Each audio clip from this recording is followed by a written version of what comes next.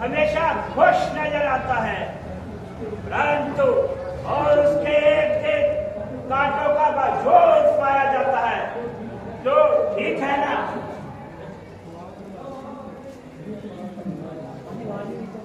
ये तो ठीक है महाराज, परंतु वहाँ तो आना की राजधानी है। एक आध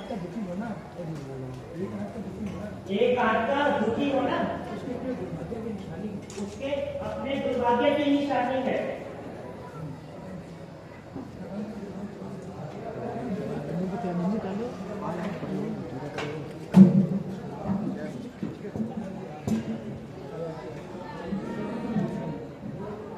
कुलभूषण अग्रवेश महाराज की जय हो।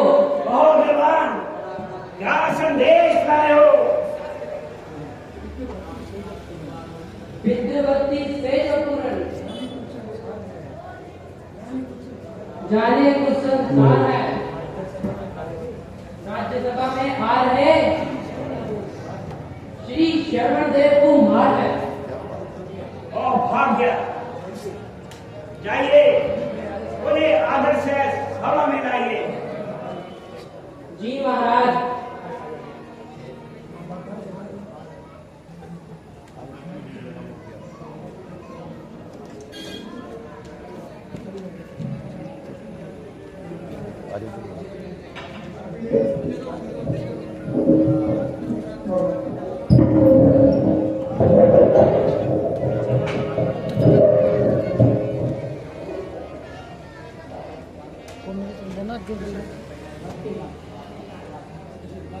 वाक्य ही श्रवण कुमार मातर पितर भक्ति का सच्चा अनुरागी है।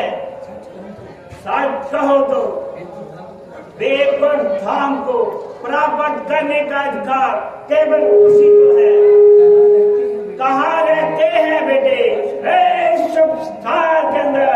श्रवण जैसे कहाँ मिलता है इस संसार के अंदर?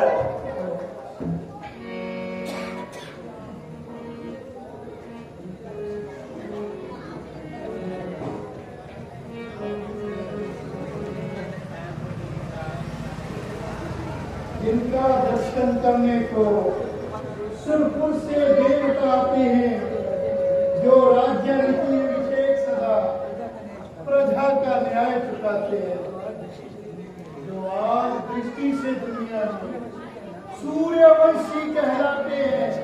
मैं सादर शीश झुकाता हूँ, जिसका जस सारे गाते हैं।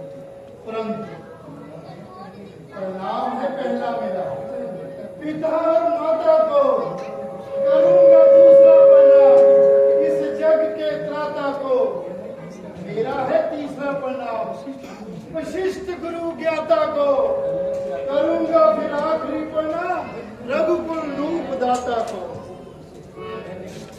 धन्य हो श्रवण कुमार, धन्य हो।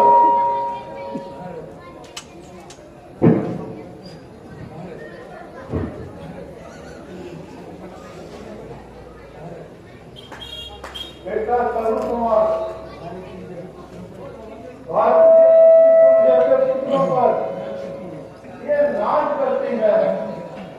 ये हिंदू जाति इनके मान के भरोसे कीर्ति के पास पर बर्बाद करती है। कबूतर को फूट लेकर तेरा जीवन बना लेगा। तुझे ईश्वर नेह देगा, तू तो स्वप्नों को जगा देगा। गुरुदेव,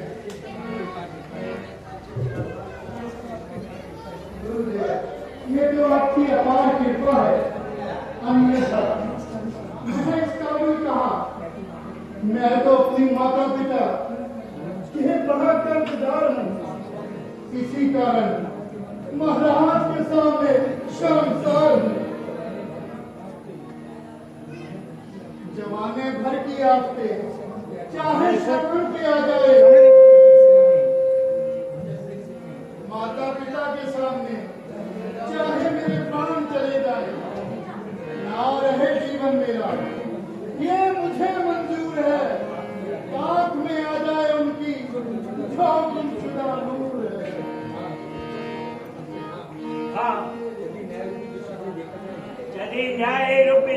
से देखा जाए तो श्रवण जैसा पुत्र एक जगत में नहीं है। श्रवण के पवित्र चरणों ने मेरे राज्य को पवित्र बनाया है, अथवा इस सभा में पहुंचकर मेरे राज्य का मान बढ़ाया है। आने वाली सब संतानें शुभ होंगी तेरे स्पर्श से, फैलेगी पितृ भक्ति केवल तेरे दर्श से। धन्य हो, कृपा निदान आप धन्य हो।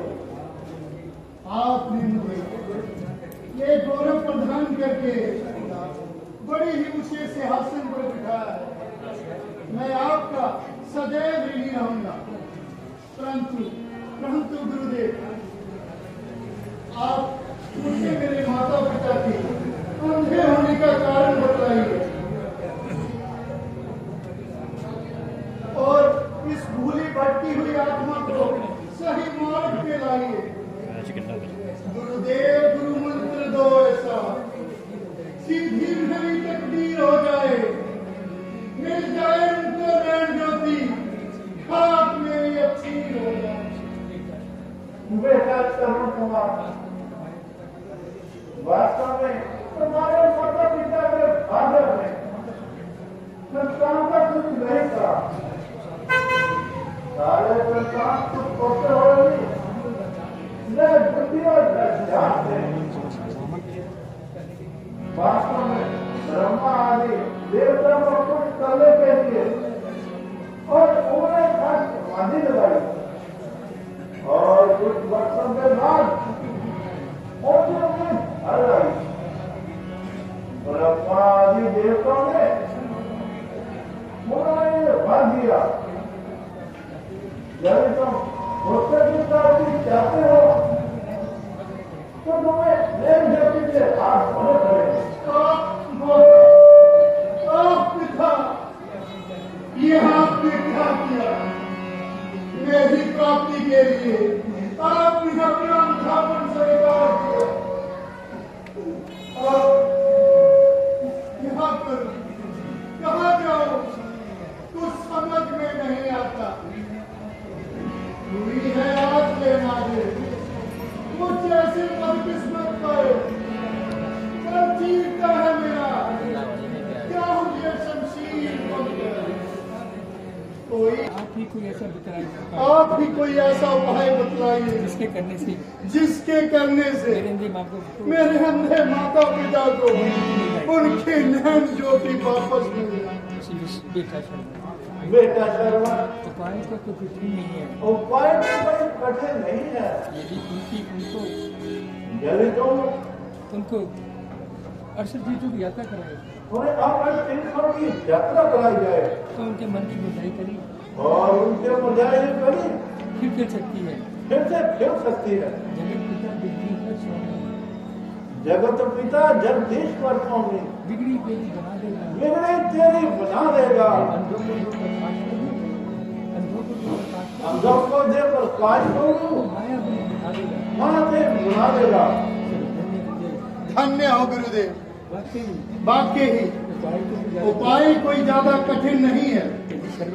यदि श्रवण जीवित रहा तो ऐसा ही करेगा। मुझे मिल गया ठिकाना, आखिर जिंदगानी का किस्सा खत्म हुआ मेरा, मेरी गम की मेरी गम की कहानी का। तुम्हारी दया से है, तुम्हारी दया से है स्वामी, मुझे अक्सीर मिल गई, खूब मिला मुझको, मेरी